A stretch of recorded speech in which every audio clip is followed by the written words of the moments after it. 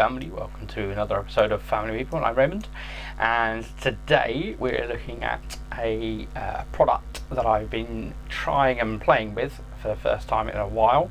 But here we're applying the base coats. So I've done an undercoat here with lead belcher spray from Games Workshop, and then we're going over with the speed paint just to give it that nice dark immediately rusted look. So I'll put a link in the video description below for where I got the ideas from for this, but this seemed to work really well.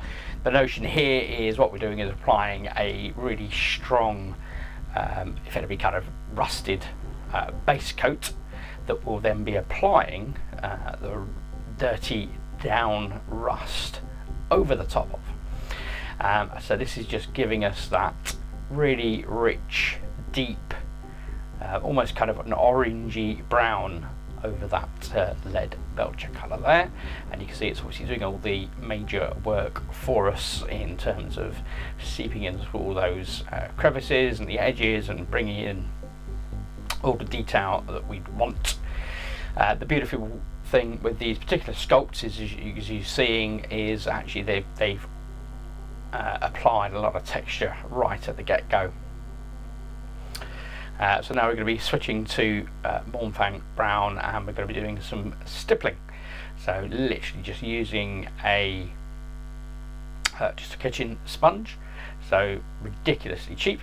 I can pick these up, and the idea is to try and create something of that kind of natural effect. And yeah, as with all these processes, when you apply this and you're going through it, it doesn't feel like it's looking particularly natural. Like I say, using the brush, the sponge rather, does help. Just in terms of just trying to get that instant natural variation that you'd expect when something's just kind of being left out in the rain and is left to the weather and rot away. So yeah, I found this technique worked quite well. It does take a bit of time. I have applied quite a bit of speed up on these videos here, just to try and give it a sense of what is needed, but not bore you to tears in the amount of time this really does take to undertake. And you'll notice as the video goes on as well, I really started to struggle with my mechanism for applying the holding device for these larger pieces of terrain. You see it starts to get a bit wobbly. I'm having to put my index finger behind it now to stop it dropping off of the shot glass. So yeah, it's I do find the larger, wider pieces of terrain quite tricky. And you can see I've got a complete mess all over my hands here. So this is where I'm still trying to get to grips at the moment with the speed paint range from Army Painter. They are in dropper bottles, and they do have a ball bearing, and I find that clogs at the end and then explodes, which is really helpful. Thanks. So yeah, Citadel have no such issue. So yeah, so you can see now we're just going in and applying a higher grade of or higher colour range of brown here. And again, you can see just in the light, just the capturing of the textures. What you can do is, if you do have a particularly flat piece of terrain and you need to apply some texture, a great product for doing that is from the Citadel colour range Technical Typhus Corrosion. It will effectively give you that kind of effect on your piece of terrain that you can then paint over. So that works really, really well. In this instance, no requirement to that at all.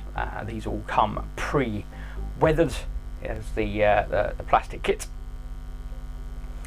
So yeah, a real delight to work with, as generally Warhammer or Games Workshop miniatures are. I always refer to them as Games Workshop. That was who they were when I was employed with them. I did telesales for a short period. And yeah, all their shops seem to be rebranded as Warhammer now, so obviously Warhammer World here in Nottingham. But hey, we all know who we're talking about, right? Warhammer, Games Workshop, Citadel paint range, we know what we're doing, right? So yeah, I like their colours. They are designed for use with miniatures and they work great out of the pot. Never had any issues with their colour range. I know there's a lot of criticism on the contrast range, and certainly the contrast paints are my general go-to. Here I'm trying some of the speed paint range. I was very blessed at Christmas time to get a mega box of speed paint, so yeah, expect to see a few more of those. And I find that both the contrast range and the speed paint range work great in the airbrush, so if you are airbrushing, they work great using that media, or as I've done with these have all been hand painted with a brush, so yeah, they go down really nicely however you want to use them. So we've got a couple of those bigger pieces, and then just a quick view of the finish once they're dried. As always with these kind of paints, they always feel too vibrant when you first apply them, and then they quickly dull down. And then we're using I guess this is almost kind of a technical paint, really. It's just considered a dry paint. The rust from the Citadel range, and just going in gently. And the idea of this is, as we go in with the stippling, each time we're using slightly less, and we're kind of building up. And you can see there, we make a mistake, it just blends out actually quite nicely. So yeah, nothing too offensive, and all this is going to get absolutely slathered and lathered in our Talent in a Bottle range, which is the Rust by, I believe, Dirty Down is the name of the company that create the product. So it's Dirty Down Rust. It's water soluble paint, and it'll be coming on soon enough. And there'll be some interesting points to note as I talk about that product when we come to see it in action.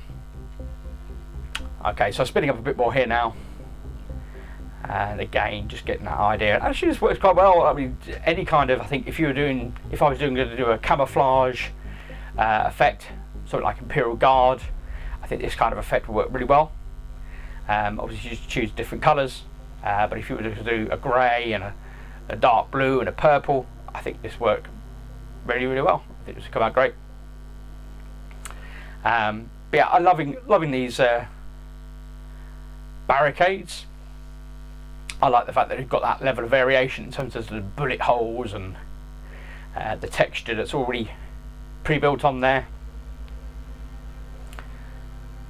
So it's really easy just to paint them. As you can see, it really is very little genuine effort required to achieve this effect, which is great for me.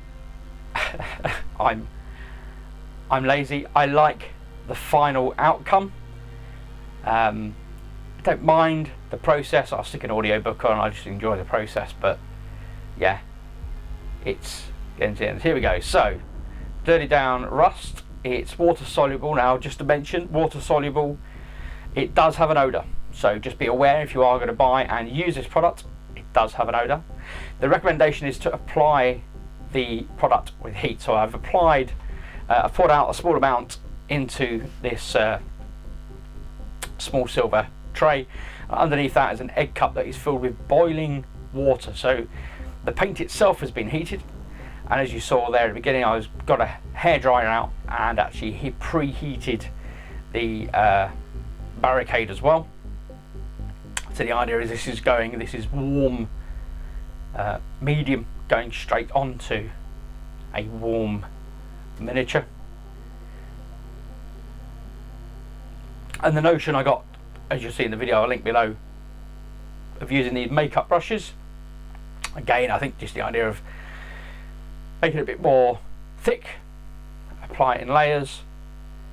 So I thought, yeah, I'll give it a go, and you'll see a number of different techniques that I've used to apply this throughout this video, and yeah, you can choose and make your mind up as to which particular version you prefer and which way of using them. So I've got a dry brush now, an old one, and what I'm doing is I've just applied water.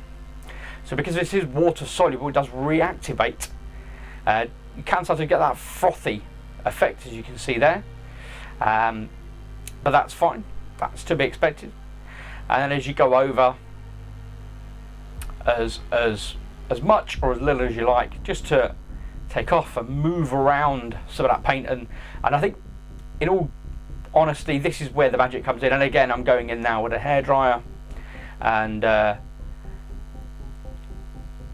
think the paint is designed in, the medium is designed in such a way that it has that reaction. So there's a comparison of before and after on a slightly different barricade. So I go in again and do the same with what I just showed you that needs doing.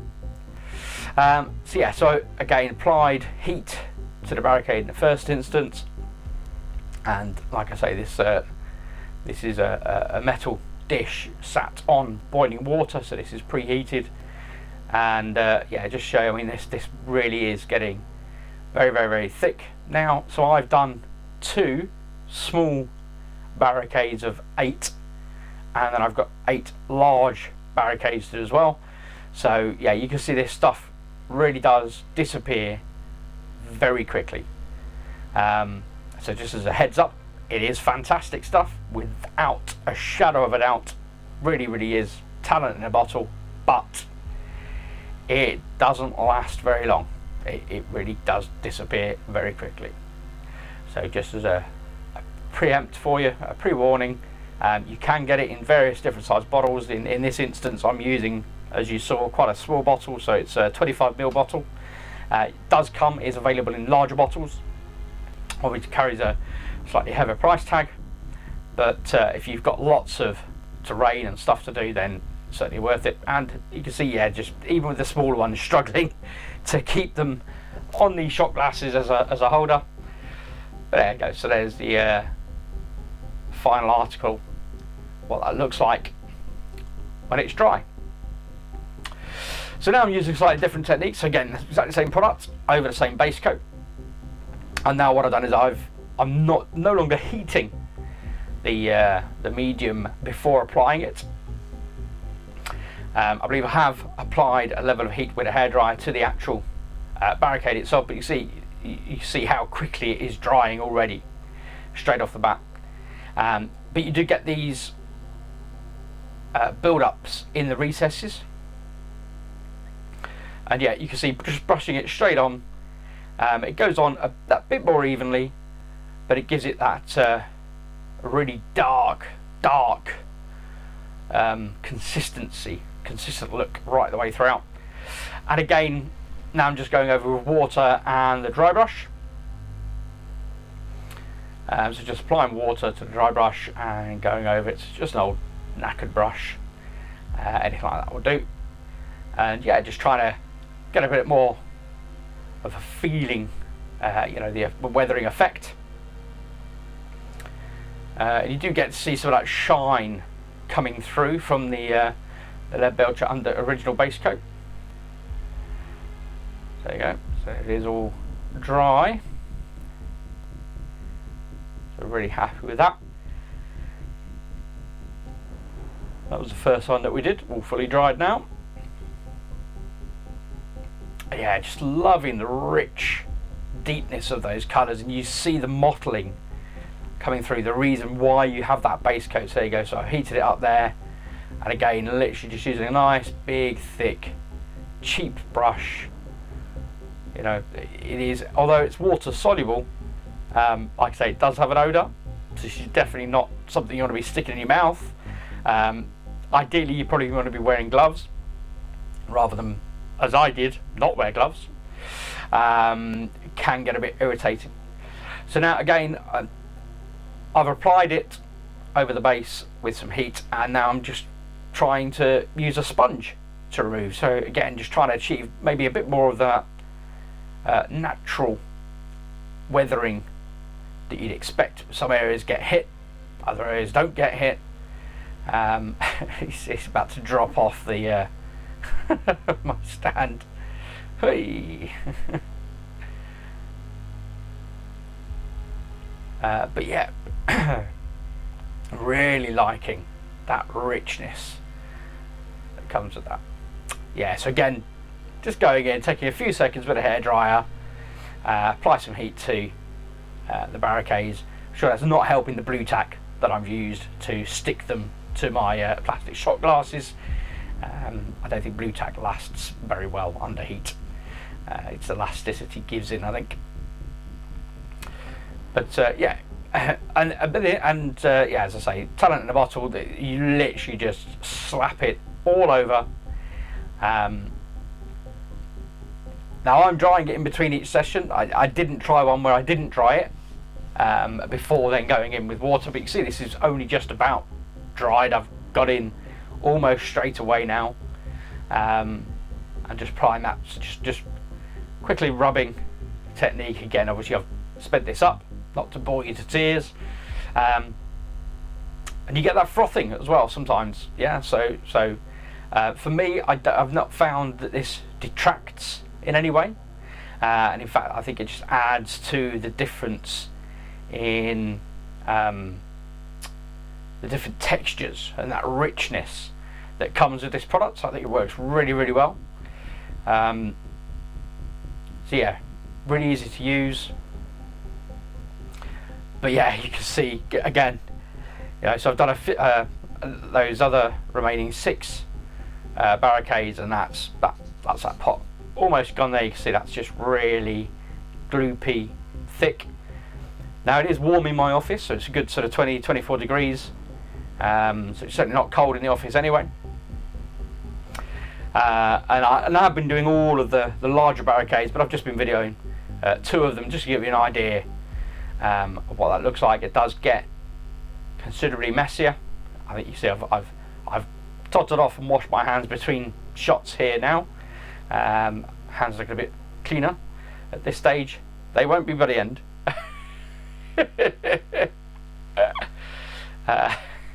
So you can see even just there we go. Just applying the apologies just off the camera there. Okay, yeah, just applying that. There's a point where you just got to pick it up and manhandle it.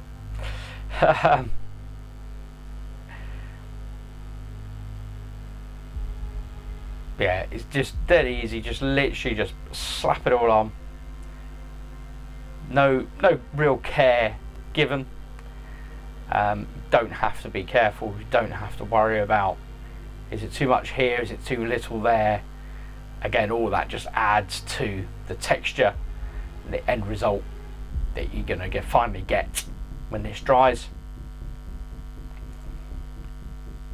And you can see a lot of this frothing happening here, and again that's fine, just adds to the texture. And again, coming in with the hair dryer, like I said, the notion would be that the heat from the hair dryer activates the chemical makeup within the product, and so you do get more of that rusted effect. And look, particularly the sort of the caking, you know, as you see with something that's been left out for a long time, and you get those clumps where you just as you run your finger over it, it flakes away.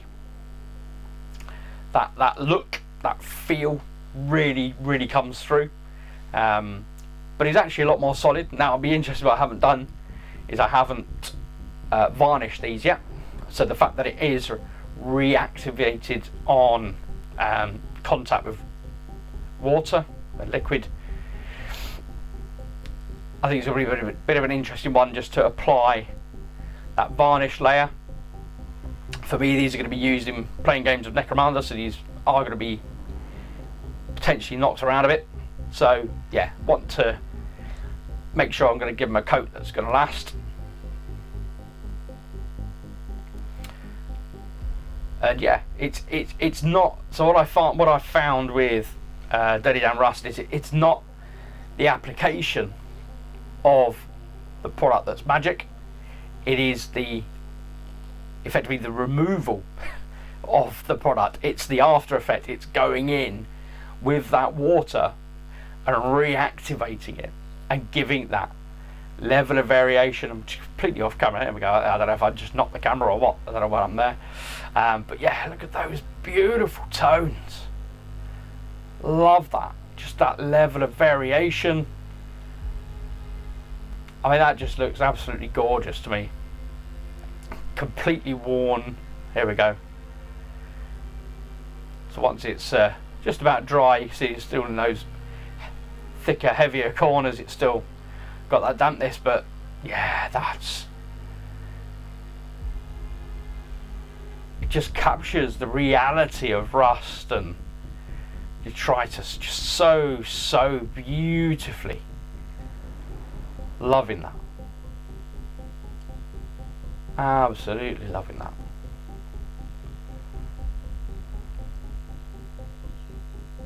And you get all those different textures. It's just, wow, stunning.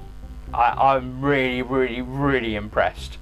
And actually, the rougher you are and the more just hasty you batter your way through them, actually the better effect, in my opinion, that you get. I mean, I think they look stunning.